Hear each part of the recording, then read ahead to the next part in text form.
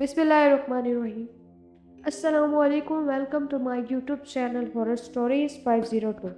कैसे हैं आप लोग? उम्मीद करती हूँ खैरियत से होंगे और अल्लाह ताला आपको हमेशा खुश और सेहतमंद रखे, आमीन। और अगर कोई इस चैनल पर न्यू है तो हमारे इस चैनल को सब्सक्राइब कर ले, शुक्रिया। कहानी का नेक्स्ट पार्ट 2 शेयर करूँगी।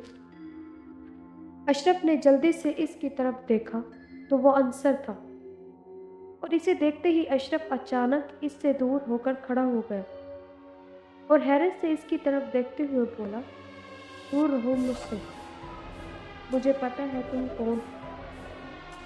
अंसर ने इसकी तरफ बढ़ते हुए हैरत से कहा, ये तुम कैसी बातें कर रहे हो मेरे भाई, और तुम मुझसे डर क्यों रहे हो?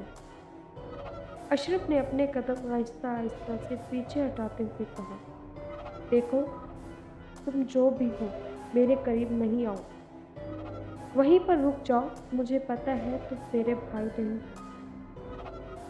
अंसर ने फिर से कहा, यार क्या हो गया है तुम्हें? तुम तो ऐसे डर रहे हो जैसे मैं कोई जिन हूँ और तुम्हें नुकसान पहुंचाने की कोशिश कर रहा हूँ। अरे अशरफ, मैं अंसर हूँ, तेरा बड़ा भाई, गौर से देख मेरी तरफ। अशरफ ने कहा, अगर मेरे भाई हो तो इसी जगह रुक जाओ, मेरे करीब नहीं आना। अंसर ने हैरत भरी नज़रों से अशरफ की तरफ देखा और बोला, अच्छा ठीक है मेरे भाई, देख मैं इधर ही खड़ा हूँ, बल्कि ये देख मैं और पीछे जा रहा हूँ। अगर मेरे भाई हो तो इसी जगह रुक जाओ, मेरे करीब नहीं आना। अंसर ने हैरत भरी नज़रों से अशरफ की तरफ देखा और बोला, अच्छा ठीक है मेरे भाई, देख मैं इधर ही खड़ा हूँ, बल्कि ये देख मैं और पीछे जा रहा हूँ। तू तू डर मत, मुझसे ये कहकर अंसर चारपाई पर बैठ गया और बोला, अब तो बता दे मेरे भाई, क्या हुआ है तुझे? तू ऐसे क्यों कर रहा है? अशरफ ने कहा, सही तरह बता दो तुम कौन हो। अंसर ने हंसते हुए कहा, फिर से वही बात, क्या तू मुझे नहीं जानता? मैं भाई हूँ तेरा, अंसर। अशरफ ने कहा, अच्छा तो कलमा पढ़ के सुना। अंसर ने कहा, अब ये क्या बच्चों वाली बातें कर रहा है? तुझे क्या लगता है मैं मुसलमान नहीं हूँ? अशरफ ने कहा, तुम बहस मत करो और जल्दी से कलमा सुनाओ। अंसर ने कहा, अच्छा ठीक है। फिर अंसर ने कलमा तैयबा पढ़कर सुनाया, फिर कहा, और कुछ मेरे भाई। अंसर के मुंह से कलमा सुनते ही अशरफ आराम आराम से अंसर की तरफ बढ़ने लगा और बोला, भाई तुम वाकई में तुम हो ना? अंसर ने कहा, हाँ हाँ मेरे प्यारे भाई, मैं ही हूँ। इसके बाद अशरफ ने कहा, अस्सलामु अलैकुम भाई, और अपना हाथ अंसर की तरफ बढ़ाया। अंसर ने इसका हाथ पकड़ते हुए कहा, वालेकुम अस्सलाम मेरे भाई। ये देखते ही अशरफ ने अंसर को गले लगा लिया और रोने लगा। अंसर ने हैरत से अशरफ की तरफ देखते हुए कहा, अशरफ तुम रो क्यों रहे हो? देखो मैं तुम्हारे सामने खड़ा हूँ, तुम्हारा भाई, बताओ मुझे क्या हुआ है? अशरफ ने आंखों से आंसू पोंछते हुए कहा, भाई मुझे लगा था कि तुम्हारे ऊपर इस शैतानी चीज़ ने अपना साया कर दिया है और तुम भी अब इसकी तरह हो गए हो। अंसर ने कहा, भाई मैं ऐसा क्यों करूँगा? वो तो मैं नहा कर बाहर आया तो देखा तुम ज़मीन पर पड़े थे, मैंने जल्दी से तुम्हें उठाया और तुम मुझसे ही डर गए। अशरफ ने कहा, भाई वो शैतानी चीज़ बिल्कुल आपकी शक्ल में आ गई थी और इसी ने मुझे धक्का मारा था, इस वजह से मैं ज़मीन पर गिर गया था। ये सब सुनते ही अंसर हैरत से इधर उधर देखने लगा और बोला, ओह अच्छा, तभी मैं सोच रहा था कि मैंने तो तुम्हें कुछ कहा भी नहीं, फिर भी तुम मुझसे इतना डर क्यों रहे हो? मेरे भाई इसका मतलब है कि अब वो किसी भी शक्ल में सामने आ सकती है, और ये बात तो और भी ज़्यादा खतरनाक है। اشرف نے کہا، جی بھائی، وہ چیز بہت ہی بھیانک ہے، ہمیں اس کا کوئی نہ کوئی حل تلاش کرنا ہوگا، ورنہ یہ ہمیں بہت تنگ کرے گی۔ انصر نے کہا، تم صحیح کہہ رہے ہو میرے بھائی، ہم صبح ہی کسی سے بات کرتے ہیں، اب چلو سو جاؤ، ورنہ نماز کے وقت آنکھ نہیں کھلے گی۔ اس کے بعد دونوں بھائی سو گئے۔ اگلے دن دونوں بھائی باڑے میں گئے اور دودھ وغیرہ کے کام سے فارغ ہو کر ناشتہ کرنے چلے گئے۔ پھر وہاں ہوٹل پر ان کی ملاقات رشید بھائی سے ہوئی، جو کہ شاید ناشتہ وغیرہ لینے آئے تھے۔ انصر اور اشرف نے ان سے سلام کی دعا کی اور رشید بھائی کو اپنے ساتھ ناشتہ کرنے کے لیے کہا۔ رشید بھائی نے کہا، ارے انصر بھائی، آپ کا بہت بہت شکریہ، میں آپ کے ساتھ ناشتہ ضرور کروں گا، لیکن آپ کو میرے ساتھ میرے گھر چلنا ہوگا اور ہم سب ادھر ہی ایک ساتھ ناشتہ کریں گے، اگر آپ کو برا نہ لگے تو۔ انصر نے کہا، نہیں نہیں رشید بھائی، اللہ معاف کرے، ہمیں برا کیوں لگے گا، آپ بھی ہمارے بھائی ہو، اور اتفاق دیکھیے کہ ناشتے کے بعد میں بھی کسی کام کے سلسلے میں آپ ہی کی طرف جانے ہی والا تھا اور خدا نے میرے بھائی رشید کو میرے سامنے لا کر کھڑا کر دیا۔ رشید نے کہا، تو چلو پھر اب بھائی کے ساتھ بھائی کے گھر چل کر ناشتہ کرو۔ انصر نے کہا، جی ٹھیک ہے۔ اس کے بعد انصر اور اشرف رشید بھائی کے ساتھ ان کے گھر چلے گئے اور ناشتہ کرنے لگے۔ اتنے میں رشید بھائی نے انصر کو ان لوگوں کے بارے میں پھر سے بتایا جو ان کے گھر کی دیوار کو پھلانگ کر داخل ہوئے تھے۔ انصر نے کہا، جی رشید بھائی، اشرف نے مجھے بتایا تھا، لیکن رشید بھائی اب جو ہم آپ سے بات کرنا چاہتے ہیں آپ وہ سنیں اور ہمیں اس بارے میں کچھ بتائیے، کیونکہ ماشاءاللہ سے آپ کے تعلقات اس علاقے میں سب سے زیادہ ہیں اور مجھے لگتا ہے کہ شاید آپ ہماری کوئی مدد کر سکیں۔ رشید بھائی نے کہا، ہاں ہاں انصر بھائی، بتائیے کیا بات ہے۔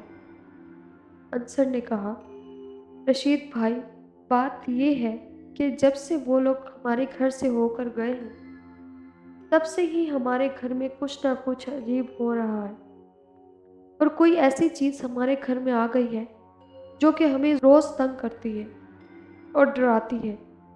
رشید بھائی نے حیرت سے پوچھا، انصر بھائی یہ آپ کیا کہہ رہے ہیں؟ انصر نے، جی رشید بھائی، میں جانتا ہوں یہ بات آپ کو عجیب لگ رہی ہوگی، پر ایسا ہی ہے۔ پھر انصر نے اس چیز کے بارے میں ساری باتیں رشید بھائی کو بتاتے ہوئے یہ بھی کہا کہ گزشتہ رات جو اس نے اشرف پر حملہ کیا وہ بھی میری طرح دھکا دیا، تو میں یہی سمجھا کہ شاید انصر بھائی پر اس کا سایہ ہو گیا ہے، لیکن خدا کا شکر ہے کہ میرا بھائی اس کے چگل میں نہیں پھنسا، ورنہ پتہ نہیں کیا ہو جاتا۔ رشید بھائی نے کہا، یار تم لوگوں کی باتیں سن کر مجھے ایسا لگ رہا ہے کہ یہ کوئی ہوائی چیز کا معاملہ لگ رہا ہے، اور اس کے پیچھے مجھے ان لوگوں کا ہاتھ لگ رہا ہے جو اس دن تمہارے گھر میں دیوار پھلانگ کر داخل ہوئے تھے، کیونکہ ان کے ساتھ ایک ملنگ یا کوئی جوگی ٹائپ کا بندہ بھی تھا۔ ہو سکتا ہے یہ اسی کا کام ہو اور اسی نے شاید کوئی جادو ٹونے سے کوئی ہوائی چیز تمہارے گھر میں بھیج دی ہو۔ انصر نے کہا، پتہ نہیں رشید بھائی یہ کیا چکر ہے، مجھے تو بہت فکر لگی ہوئی ہے۔ رشید بھائی نے کہا، انصر بھائی آپ بالکل بھی پریشان نہ ہو، میں پکا تو نہیں کہہ سکتا، پر میں شاید کسی عالم کو جانتا ہوں جو کہ جادو ٹونے کے بارے میں جانتا ہے، کیونکہ اکثر لوگ تعویذ گنڈے کروانے کے لیے اس کے پاس آتے جاتے ہیں۔ انصر نے کہا، رشید بھائی کیا وہ واقعی میں اس کا کوئی حل کر دے گا؟ رشید بھائی نے کہا، انصر بھائی یہ تو میں نہیں جانتا، پر مجھے لگتا ہے کہ ہمیں ایک بار اس کے پاس جا کر اس کے بارے میں بات کرنی چاہیے، اور اگر اس کی سمجھ میں آئے تو ٹھیک، ورنہ کوئی اور حل کریں گے۔ دنیا بہت بڑی ہے اور مجھے یقین ہے اس کا کوئی نہ کوئی حل تو مل ہی جائے گا۔ انصر نے کہا، جی جی ضرور۔ اس کے بعد سب نے ناشتہ کیا اور انصر اور اشرف رشید بھائی کے ہمراہ عامل کی طرف چلے گئے۔ وہاں پہنچے تو بہت رش لگا ہوا تھا اور زیادہ تر عورتوں کا رش لگا ہوا تھا، اور ایک عامل زمین پر بیٹھ کر ایک مٹی کے برتن میں آگ میں پتہ نہیں کیا جلا رہا تھا، جس کی وجہ سے بہت دھواں سا اٹھ رہا تھا، جس کی وجہ سے وہاں کھڑا ہونا مشکل ہو رہا تھا۔ اس وجہ سے رشید بھائی، انصر اور اشرف واپس باہر کی طرف جانے لگے۔ تبھی پیچھے سے عامل بابا نے آواز دی، رکو، اور انصر کی طرف انگلی کر کے اشارہ کرتے ہوئے کہا، تم بہت پریشان لگ رہے ہو اور مزید ہو جاؤ گے، کیونکہ وہ تیرے گھر میں پناہ لے چکی ہے۔ اب اسے خون چاہیے، میں تیرا حل تلاش کر سکتا ہوں، لیکن تیرا حل بہت ہی زیادہ مشکل ہے۔ جب عامل کی یہ بات انصر نے سنی تو حیران اور پریشان رہ گیا اور سوچنے لگا کہ ابھی تو اس عامل سے ہم نے اپنا تعارف بھی نہیں کروایا، پھر اس کو کیسے پتہ چل گیا کہ ہمیں کوئی پریشانی ہے؟ یہ اس چیز کے بارے میں کیسے جانتا ہے؟ رشید بھائی اور اشرف بھی عامل کی باتیں سن کر ہکا بکا رہ گئے۔ رشید بھائی نے انصر سے کہا، دیکھا انصر بھائی، یہ عامل کیا کہہ رہا ہے؟ انصر نے کہا، اس نے تو مجھے ہلا کر رکھ دیا ہے۔ یہ ہے کیا چیز جو اس کو میرے بارے میں سب پتہ ہے؟ اتنے میں عامل نے کہا، کچھ دیر رک جاؤ، میں تم سے بات کرتا ہوں۔ انصر نے کہا، ٹھیک ہے۔ عامل صاحب، ہم جا نہیں رہے تھے، ہم تو صرف آپ کے حجرے کے باہر کھڑے ہونے جا رہے تھے، ادھر کافی رش جو لگا تھا اس لیے۔ عامل نے کہا، ٹھیک ہے، جب آواز دو تو اندر آ جانا۔ انصر نے ہاں میں سر ہلایا۔ پھر سب باہر آ گئے اور عامل کی آواز کا انتظار کرنے لگے۔ کافی دیر انتظار کرنے کے بعد عامل خود باہر آ گیا اور انصر کو مخاطب کرتے ہوئے کہا، چل اپنے گھر لے چل۔ مجھے یہ سنتے ہی انصر لوگ عامل کو لے کر اپنے گھر لے آئے۔ عامل نے ہر جگہ غور سے دیکھا، پھر عامل نے سیڑھیوں کی طرف اشارہ کرتے ہوئے کہا، وہ اس وقت کہاں ہے؟ ان سیڑھیوں کے نیچے، جبکہ انصر، اشرف اور رشید کو وہاں کوئی دکھائی نہیں دے رہا تھا، لیکن عامل ایسا کہہ رہا تھا جیسے کہ وہ آسانی سے ایک شیطانی چیز کو دیکھ رہا ہے۔ انصر نے کہا، عامل بابا، وہاں تو ہمیں کچھ دکھائی نہیں دے رہا۔ عامل نے غصے سے انصر کی طرف دیکھا اور بولا، جب وہ لکڑی اٹھا کر لا، جو کہ بالکل سیڑھیوں کے پاس پڑی تھی۔ انصر نے عجیب طریقے سے عامل کی طرف دیکھا اور پھر لکڑی اٹھا کر عامل کے پاس واپس آیا۔ عامل نے لکڑی پکڑی اور مسکراتے ہوئے بولا، کیوں، کیسا لگا؟ انصر نے کہا، میں کچھ سمجھا نہیں عامل بابا۔ عامل نے کہا، ابھی کچھ دیر پہلے تو نے ہی کہا تھا نا وہاں کچھ نہیں ہے۔ انصر نے کہا، جی عامل صاحب، کہا تھا میں نے، پر ادھر تو واقعی میں کوئی نہیں ہے۔ عامل پھر سے ہنسا اور انصر کے کپڑوں کی طرف اشارہ کرتے ہوئے بولا، تو یہ تیرے کپڑوں پر کیا ہے پھر؟ جب انصر نے اپنے کپڑوں پر دیکھا تو جگہ جگہ خون کے چھینٹے پڑے ہوئے تھے۔ یہ دیکھ کر سب حیران رہ گئے۔ انصر نے فوراً حیرانی سے عامل سے پوچھا، عامل بابا، یہ سب کیا ہے؟ عامل نے کہا، جب تو لکڑی اٹھانے گیا تھا تو اس چیز نے تجھ پر تھوکا تھا، کیونکہ وہ تجھے میرے سامنے نقصان نہیں پہنچا سکتی تھی، لیکن اس کو تجھ پر غصہ آیا اور اس نے تجھ پر تھوک دیا۔ یہ خون کے چھینٹے اسی کے تھوک سے آئے ہیں۔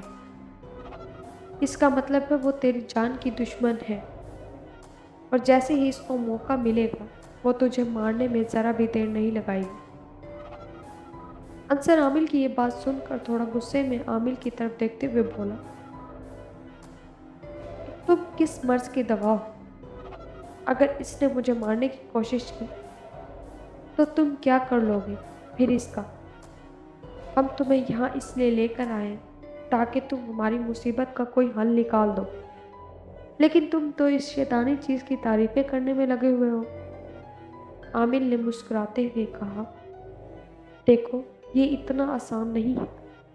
یہ ایک گندی اور کالے علم نتیجے میں پیدا ہونے والی آفت ہے، اور میں اس کے مقابلے میں ابھی کمزور ہوں، اور وہ مجھ سے ڈر ضرور رہی ہے، لیکن جیسے ہی میں اس کو قابو کرنے کی کوشش کروں گا تو یہ آپے سے باہر ہو جائے گی اور میری جان بھی آسانی سے لے لے گی۔ رشید بھائی نے کہا، تو عامل بابا، کیا آپ یہ کہنا چاہ رہے ہیں کہ ہم یوں ہی ہاتھ پہ ہاتھ دھرے بیٹھے رہیں؟ عامل نے کہا، ہاں، ابھی کے لیے یہی مناسب ہے، کیونکہ اس کے لیے مجھے اپنے استاد کے پاس جانا ہوگا اور وہی اس چیز کو قابو کرے گا۔ یہ کہہ کر عامل گھر سے باہر چلا گیا اور باقی لوگ سیڑھیوں کی طرف غور سے دیکھنے لگے، پر ان کو اب بھی کوئی نظر نہیں آ رہا تھا۔ تھوڑی دیر گزرنے کے بعد رشید بھائی نے کہا، انصر بھائی، اب مجھے اجازت دیں، تو میں گھر جانا چاہتا ہوں۔ اب عامل نے تو اپنے استاد پر بات ڈال دی ہے، اب دیکھو وہ کب لے کر آتا ہے اپنے استاد کو۔ انصر نے کہا، جی رشید بھائی، آپ خیریت سے گھر جائیں اور ہماری فکر نہ کرنا، ہم دونوں بھائی اس کا مقابلہ کر سکتے ہیں، باقی آپ دعا کرنا کہ عامل کا استاد جلدی ہی آ جائے۔ رشید بھائی نے کہا، ضرور، انشاءاللہ میں دعا کروں گا۔ اگر اس عامل کو استاد نہ بھی آیا تو بھی ہم کسی اور اس کے بارے میں بات کریں گے۔ یہ کہہ کر رشید بھائی چلے گئے۔ پھر انصر اور اشرف بھی کچھ دیر کے لیے باہر نکل گئے اور رات کا کھانا کھا کر واپس گھر میں داخل ہوئے تو اچانک ان کے اوپر پانی کی چھینٹیں پڑی۔ دونوں بھائی اچانک سے گھبرا کر ادھر ادھر دیکھنے لگے۔ انصر نے کہا، بھائی، یہ ہم پر پانی کس نے پھینکا ہے؟ اشرف بولا، بھائی مجھے کیا معلوم، میں تو خود حیران ہوں، یہ بارش بھی نہیں ہے، پھر یہ پانی کی چھینٹیں کہاں سے آ کر گری ہیں؟ اتنے میں انصر کی نظر صحن میں پڑی چارپائی پر پڑی، جس پر وہی کالی سی پرچھائی لیٹی ہوئی تھی اور ان دونوں بھائیوں کو گھور رہی تھی۔ انصر نے اشرف کو کہا، وہ دیکھو، ہماری چارپائی پر۔ اشرف نے اس طرف دیکھا تو خوف سے کانپنے لگا۔ اس نے سرگوشی میں انصر سے کہا، بھائی چلو گھر سے باہر چلتے ہیں۔ اور جیسے ہی دونوں بھائی گھر سے باہر نکلنے کے لیے دروازے کی طرف بڑھنے لگے تو اسی وقت اس شیطانی چیز نے ایک خوفناک چیخ ماری اور اچانک ان کے سامنے آ کر کھڑی ہو گئی اور ان دونوں بھائیوں کی طرف گھورتے ہوئے گڑانے لگی۔ دونوں بھائیوں نے جلدی سے آیت الکرسی پڑھنی شروع کر دی اور وہ چیز چیختی ہوئی ان کے سامنے سے ہٹ کر چھت کی سیڑھیوں کی طرف چلی گئی اور دونوں بھائی گھر سے باہر نکل آئے اور اپنے باڑے کی طرف جانے لگے۔ اور جیسے ہی وہ باڑے پہنچے تو ان کو باڑے کی دیوار پر کوئی چلتا ہوا ان کی طرف آتے ہوا دکھائی دیا۔ جب انہوں نے غور سے دیکھا تو وہ وہی شیطانی چیز تھی جس کی وجہ سے یہ دونوں بھائی گھر سے نکل کر باڑے میں آئے تھے۔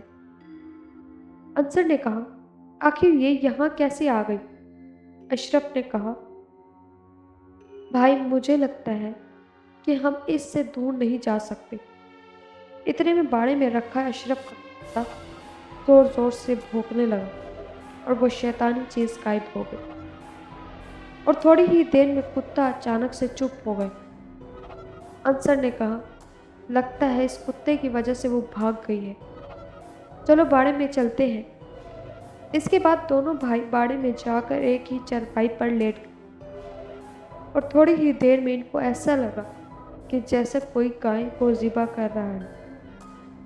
انصر نے کہا، اشرف، یہ آواز تو اپنی گائے کی ہے، لیکن ایسا لگ رہا ہے جیسے کوئی اس کی گردن پر چھری چلا رہا ہے۔ اشرف نے فوراً چارپائی پر بیٹھتے ہوئے ہی گائے بھینسوں کی طرف دیکھا، لیکن ان کی زیادہ تعداد کی وجہ سے صحیح دیکھ نہ سکا اور جہاں گائے بھینسیں بندھی ہوئی تھی وہاں کا بلب بھی خراب ہونے کی وجہ سے پاس نظر نہیں آ رہا تھا۔ اشرف نے کہا، انصر بھائی، مجھے تو سب ٹھیک لگ رہا ہے، اور یہ کہہ کر اشرف واپس لیٹ گیا اور سونے کی کوشش کرنے لگا۔ اتنے میں ایک عجیب سی آواز پھر سے آنے لگی، جیسے کوئی گائے کو زور زور سے پیٹ رہا ہو۔ انصر نے جلدی سے اٹھ کر دیکھا تو اس کی چیخ نکل گئی۔ وہ شیطانی چیز ان کی بھینس کے اوپر بیٹھی ہوئی تھی اور اپنے منہ سے زندہ بھینس کا گوشت نوچ رہی تھی، اور بھینس درد سے ادھر ادھر جانے کی کوشش کر رہی تھی۔ اشرف نے بھی جلدی سے اٹھ کر وہ منظر دیکھا تو وہ بھی ڈر گیا۔ اس نے جلدی سے آیت الکرسی پڑھنی شروع کر دی اور انصر بھی پڑھنے لگا۔ اس کے کچھ ہی دیر بعد اس شیطانی چیز نے ایک بھیانک سی آواز نکالی اور اس بھینس کی گردن کو اس کے دھڑ سے الگ کر کے پکڑا اور دیوار پر بیٹھ کر اس کی گردن کو کھانے لگی۔ انصر نے اونچی آواز میں آیت الکرسی پڑھنی شروع کر دی اور اس کے ساتھ ہی وہ غائب ہو گئے اور بھینس کی کٹی ہوئی گردن بھی ساتھ لے گئے۔ انصر افسوس بھرے انداز میں اشرف سے بولا، بھائی یہ کیا ہو رہا ہے ہمارے ساتھ؟ ہم نے تو کسی کا کبھی برا نہیں سوچا، لیکن پھر بھی ہمارے ساتھ ہی کون کر رہا ہے؟ یہ کہہ کر انصر اپنا سر پکڑ کر بیٹھ گئے اور اشرف سے اسے دلاسا دینے لگا اور بولا، بھائی اب پریشان نہ ہو، انشاءاللہ سب ٹھیک ہو جائے گا۔ اس رات دونوں بھائی ڈر سے دیر تک جاگتے ہوئے آپس میں باتیں کرتے رہے اور پھر سو گئے۔ اگلے دن اٹھ کر جب انہوں نے دیکھا تو 3 جانور مرے پڑے تھے، جن میں ایک کتا بھی تھا، اور ان جانوروں کے جسم کا اچھی طرح سے چیڑ پھاڑ ہوا تھا اور زمین پر کافی خون جمع ہوا تھا۔ دونوں بھائیوں نے حوصلہ کر کے سب کچھ صاف کیا اور جانوروں کی لاشوں کو صفائی کرنے والوں کی مدد سے اٹھوایا اور کسی جگہ پھینک دیا۔ اس کے بعد دونوں بھائیوں نے باقی جانوروں کا دودھ نکالا اور لوگوں کو دینے لگے۔ اس کے بعد وہ ناشتہ کرنے چلے گئے اور ادھر سے واپس گھر چلے گئے۔ ابھی وہ گھر میں بیٹھے ہی تھے کہ اچانک دروازے پر دستک ہوئی۔ انصر نے کہا، اشرف ذرا دیکھو تو کون ہے؟ اشرف نے دروازہ کھولا تو ان کے ماموں اور 2 میاں بیوی دروازے پر کھڑے تھے۔ اشرف جلدی سے ان سب کو اندر لے آیا اور ماموں نے کہا، بیٹا انصر یہ عینی کے والد اور والدہ ہیں اور یہ یہاں تمہارا گھر دیکھنے آئے ہیں۔ اشرف نے بولا، ماموں یہ عینی کون ہے؟ ماموں نے ہنستے ہوئے کہا، او پگلے، عینی تیری ہونے والی بھابھی کا نام ہے۔ اشرف بولا، اوہ اچھا، تو یہ لوگ میری ہونے والی بھابھی کے امی ابو ہیں۔ پھر اشرف اور انصر نے ان لوگوں کو بٹھایا اور ان کے لیے چائے وغیرہ کا بندوبست کیا، اور کچھ ہی دیر کے بعد عینی کے امی ابو نے ماموں کی طرف دیکھتے ہوئے کہا، بھائی صاحب اب ہم نے سب کچھ دیکھ لیا ہے، اور اب آپ بتائیے کہ آپ لوگ کب بارات لے کر آ رہے ہیں ہمارے گھر، کیونکہ ہم چاہتے ہیں یہ نیک کاموں میں دیر نہیں کرنی چاہیے۔ ماموں نے کہا، ہمارا بھی یہی خیال ہے کہ جلد سے جلد بارات لے کر آپ کے گھر پہنچے۔ اتنے میں اشرف جلدی سے بولا، ماموں ہم کل بارات لے کر جا سکتے ہیں کیا؟ تو عینی کے والد نے مسکراتے ہوئے کہا، ضرور بیٹا، کیوں نہیں، اگر تم چاہو تو آج ہی بارات لے آؤ اپنے بھائی کی۔ اب تم دونوں بھائی ہمارے بیٹے ہو اور عینی اس گھر کی عزت بنے گی۔ ماموں نے عینی کے والد سے کہا، تو بھائی صاحب پرسوں جمعے کا دن ہے، تو اگر آپ چاہیں تو ہم جمعے کے دن انصر اور عینی کا نکاح کروا دیتے ہیں۔ عینی کے والد نے عینی کی والدہ کی طرف دیکھا اور عینی کی والدہ نے ہاں میں سر ہلایا، اور عینی کے والد نے ماموں جی کو کہا، ٹھیک ہے بھائی صاحب، آپ لوگ جیسا چاہیں کر لیں، اب عینی آپ کی بیٹی ہے۔ ماموں نے کہا، تو ٹھیک ہے، اب ہم جمعے کو بارات لے کر آپ کی طرف آئیں گے۔ عینی کے امی ابو نے کہا، ٹھیک ہے، اور وہاں سے چلے گئے۔ ان کے جاتے ہی ماموں نے انصر سے کہا، میں آج ہی تمہاری امامی اور باقی لوگوں کو ادھر لے کر آتا ہوں، کیونکہ ٹائم بہت کم ہے اور کام بہت زیادہ۔ اب جلدی سے جاؤ اور شادی کی تیاریاں شروع کر دو، جو جو خریدنا ہے خرید لو۔ یہ لو میرے پاس کچھ پیسے ہیں، یہ بھی رکھ لو۔ انصر نے کہا، ارے ماموں جان، یہ آپ کیا کر رہے ہیں؟ آپ کو پتہ ہے نا ہم آپ کے بیٹے ہیں، اور جب بیٹے جوان ہو جاتے ہیں तो वो अपने बड़ों से पैसे नहीं लेते, बल्कि बड़ों को देते हैं। अब आप बस जाकर मामी और बाकी सब लोगों को और फूफो वगैरह को लेकर आ जाइए, और हम दोनों बाजार से जाकर कपड़े वगैरह ले आते हैं। मामू ने कहा ठीक है। फिर मामू मामी और बाकी लोगों को लेने चले गए।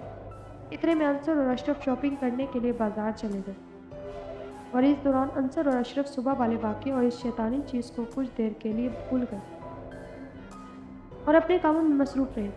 शाम हो गई। अंसर और अशरफ वापिस घर आए तो पूरा घर लाइटों से लगा हुआ था, और अंसर का कज़न लाइटें लगवाने में मसरूफ़ था। मामी और बाकी रिश्तेदार भी घर में आ चुके थे, और फिर मायों की रस्म हुई और अगले दिन मेहंदी की तकरीब होनी शुरू हो गई। इस दौरान वो शैतानी चीज़ भी किसी के सामने नहीं आई, और फिर बारात का दिन आया और अंसर का निकाह एनी से हो गया, और अंसर एनी को ब्याह के घर ले आया। एनी अपने फूलों से सजी हुई सेज पर बैठी हुई थी, और अंसर बाहर अपने दोस्तों वगैरह के साथ बैठा हुआ था। इतने में दोस्तों ने कहा, चल यार, अब भाभी के पास जा, वो बेचारी तेरा इंतज़ार कर रही होगी और सोच रही होगी कि मेरे सरताज नहीं आए अभी तक। ये बात सुनकर सब ज़ोर ज़ोर से हंसने लगे। इस रात बहुत खुशी का माहौल था, ले, लेकिन इनको ये नहीं पता था कि इनकी हंसी सुनकर इनके इर्द गिर्द कोई और भी मौजूद है जो इन सब पर हंस रहा है। इतने में अंसर ने दोस्तों से इजाज़त ली और अपने कमरे में चला गया। इसके कमरे में जाते ही बाकी लोग जो दुल्हन के पास बैठे थे, वो इन मियाँ बीवी को छोड़कर कमरे से चले गए। इनके जाते ही अंसर ने कमरे का दरवाज़ा अंदर से बंद किया और एनी के पास बैठकर इससे प्यार और मोहब्बत की बातें करने लगा। अभी वो बातें कर ही रहा था कि अचानक कमरे की खिड़की झट से खुली और वो शैतानी चीज़ कमरे में दाखिल हो गई। अभी अंसर और एनी इसको देख ही रहे थे कि अचानक इस शैतानी चीज़ ने पहले एनी की गर्दन को दोनों हाथों से मरोड़कर इसके मुंह को कमर की तरफ कर दिया, और इसी लम्हे में अंसर की भी गर्दन मरोड़कर इसका मुंह भी कमर की तरफ कर दिया, जिसकी वजह से दोनों मियाँ बीवी इसी वक्त मर गए और वो मनहूस चीज़ गायब हो गई। अगले दिन सुबह जब लोगों ने अंसर और एनी को जगाने के लिए दरवाजे पर दस्तक दी तो किसी ने नहीं खोला। सब ने बहुत आवाज़ें दी पर किसी ने नहीं खोला। ये देखते हुए सब ने घबरा कर आखिरकार दरवाज़ा तोड़ा तो सबके पैरों तले ज़मीन निकल गई, क्योंकि अंसर और एनी दोनों की लाशें कमरे में पड़ी हुई थी और इनके दोनों के चेहरों को मरोड़ कर कमर की तरफ कर दिया गया था। ये देखते ही घर में कहरम मच गया और अशरफ तो जैसे बिल्कुल सदमे में होश खो बैठा। किसी को कुछ समझ नहीं आ रहा था। इसके बाद आहू और सिसकियों से इन दोनों मियाँ बीवी का जनाजा और कफन दफन हुआ, और फिर अशरफ की हालत को देखते हुए मामू अशरफ को अपने साथ अपने घर ले गए। काफ़ी महीनों तक अशरफ को सही से होश न आया। फिर बहुत अरसे के बाद अशरफ ज़िंदगी की तरफ लौट गए और अपना काम अकेले संभालने लगे और अपने इस घर को बेच दिया। फिर मामू के साथ ही रहने लगे। पर इसके काफ़ी साल बाद यानी 2022 को एक खबर मिली कि अशरफ अपने बाड़े में रात को रज़ाई लेकर लेटा हुआ था। इसने रज़ाई से बाहर मुंह निकाला तो किसी चीज़ ने इसका मुंह ही खा ली, जिससे फौरी तौर पर अशरफ भी मर गए। अब वो किसने क्या किया, किसने किया, कैसे किया, ये नहीं पता चला, पर दोनों भाई बेचारे इस दुनिया से चले गए। मज़ीद अच्छी अच्छी कहानी सुनने के लिए हमारे चैनल को सब्सक्राइब करें। तब तक के लिए शुक्रिया। खुदा हाफ़िज़।